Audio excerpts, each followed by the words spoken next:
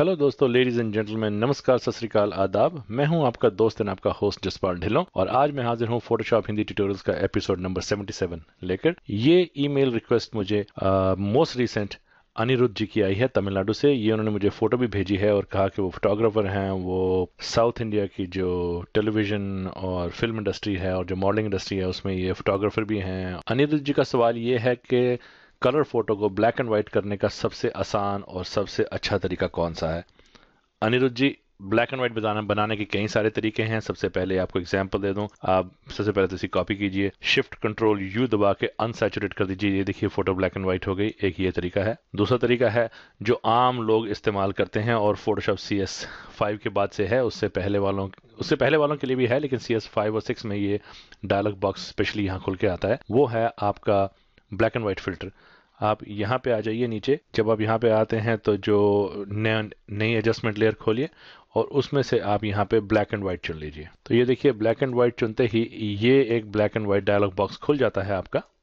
अब अभी देखिए इसमें red yellow green cyan and blue channels हैं। अब ये जो स्लाइडर्स हैं ये आपको बता रहे हैं कुछ, एक तरफ से व्हाइट हैं और एक तरफ ब्लैक हैं। ये जो रेड स्लाइडर है ये मुझे ये बता रहा है कि अगर मैं स्लाइडर को राइट की तरफ ले जाऊंगा तो इस फोटो में जितना भी रेड कलर था वो धीरे धीरे फेड होता होता एकदम व्हाइट हो जाएगा। और अगर इस स्लाइडर को मैं उठा के यहाँ ले आऊंगा तो रेड कलर जितना भी है वो धीरे धीरे गाढ़ा होता होता काला हो जाएगा। तो same goes with yellow green science and blue photo में। अब जैसे ये सायन, मुझे लगता है इनकी जो बैकग्राउंड थी वो सायन थी या ब्लू थी मेरे ख्याल से। अगर हम इसको ब्लू को व्हाइट करें, ये देखिए पीछे से बैकग्राउंड कैसे हल्की या गाढ़ी होती जा रही है। अगर किसी ने एक्सट्रैक्शन करनी हो तो ये भी एक बहुत अच्छा तरीका है। आप पहले यहाँ ब्लैक एंड व्हाइट में आके ऐसे बैकग्राउंड को एकदम गाढ़ा करके आइसोलेट कर लीजिए, फिर आके इसको as a selection new alpha channel की तरह सेव कीजिए और फिर इसको एक्सट्रैक्ट कर लीजिए कलर में। तो एक तो ये तरीका है इस फोटो को ब्लैक एंड व्हाइट बनाने का जो आम दुनिया इस्तेमाल करती है।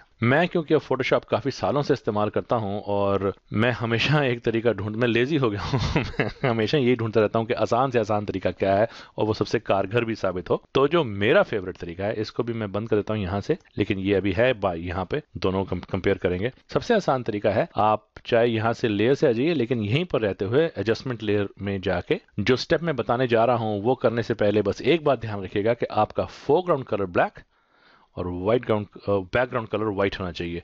सो डिफॉल्ट कलर्स होने चाहिए, ये बहुत जरूरी है। अगर ये नहीं है तो फिर दोबारा से आपको एक स्टेप और ऐड करना पड़ेगा, जो कि हम नहीं चाहते। जहां तक आपके ये फोरग्राउंड और बैकग्राउंड कलर ब्लैक और व्हाइट है, आप यहाँ पे न्यू एडजस्टमेंट फिल लेयर पे आइए और यहाँ पर ये देखिए सेकंड लास्ट ऑप्शन है ग्रेडियंट मैप। सिर्फ एक बार इसको क्लिक कर दीजिए और देखिए क्या जादू होगा। ये देखिए साहब, और हमें कुछ करने की जरूरत नहीं है। जैसे मैं आपको वो बैकग्राउंड बता रहा था, डार्क हो गई, बिल्कुल pure black and white photo बन के सामने आई है। अब मैं अगर इसको दूसरे के साथ कंपेयर करूं जो पहले हमने ब्लैक एंड व्हाइट फिल्टर लगाया था, इसको बंद कर दूं और ये देखिए, और इसको बंद करके ये देखिए, तो ये मुझे कहीं ज्यादा और कहीं बेहतर लगती है। तो ये थे 2-3 आसान तरीके।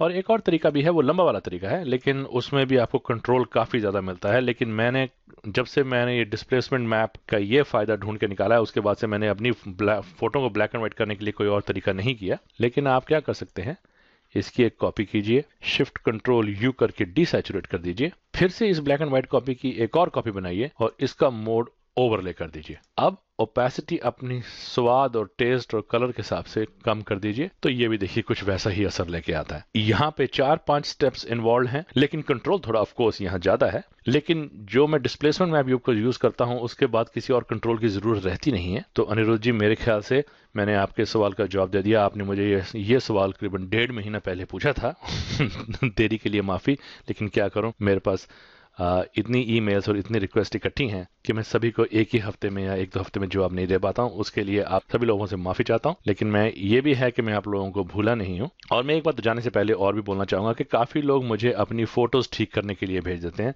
तो हुजूर, मुझे फोटोज अपनी ठीक करने के लिए मत भेजिए, मैं नहीं कर पाऊंगा। आप उन फोटो को खुद ठीक कीजिए और जहां पे आप फंस गए हैं आप मुझे वही फोटोशॉप की PSD फाइल मुझे भेजिए, ताकि मेरे को देख के ये लगे कि आपने ये काम किया है और यहाँ पे आप फंस गए हैं। फिर मैं उससे आगे आपको गाइड जरूर करूंगा। तो अगर आपको मेरे ट्यूटोरियल्स पसंद आते हैं तो हुजूर इनको जरूर सब्सक्राइब कीजिए। सब्सक्राइब करने का फायदा यही है कि जब भी मैं कोई नया ट्यूटोरियल अपलोड करूंगा आपको उसकी नोटिफिकेशन आ जाएगी, फिर आप उसको अपनी सहूलियत से जब जी चाहे देख सकते हैं। तो until we meet next in the next tutorial, God bless, नमस्कार, हैव फन, बाय बाय।